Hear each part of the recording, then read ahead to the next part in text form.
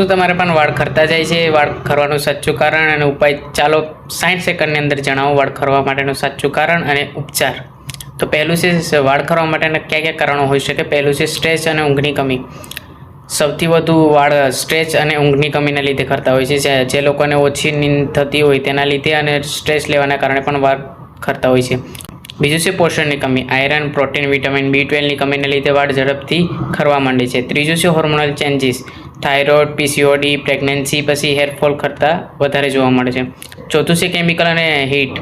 જે કેમિકલ ભર્યા શેમ્પૂ અથવા તમે કેમિકલ ભર્યા તેલ યુઝ કરો છો તેના લીધે આ લોકો વાળની અંદર હીટ અથવા ડ્રાયર કરાવે છે, એના લીધે પણ વાળ ખરતા જાય છે.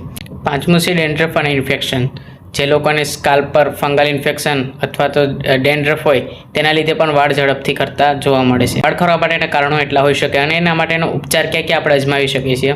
પહેલું છે પોષણ વધારવું. દરરોજ બદામ, અખરોટ, મગફળી, દૂધ, દહીં, દાળ, લીલા શાકભાજી, આયરન પ્લસ B12 ભરપૂર ખોરાક આપણે ખાવો જોઈએ.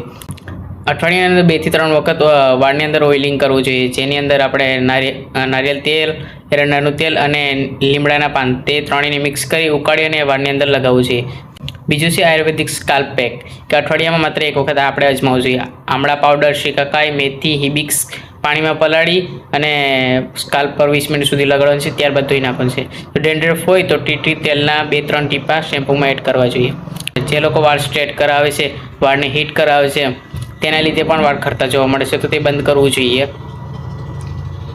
આ ટિપ્સ માત્ર 2-3 અઠવાડિયા સુધી નિયમિત કરશો તો વાળ ખરવાનું 50% ઘટી જશે. આવી જ યુઝફુલ હેલ્થ ટિપ્સ માટે હમણાં સબસ્ક્રાઇબ કરી દેજો આયુર્વેદનો ખજાનો.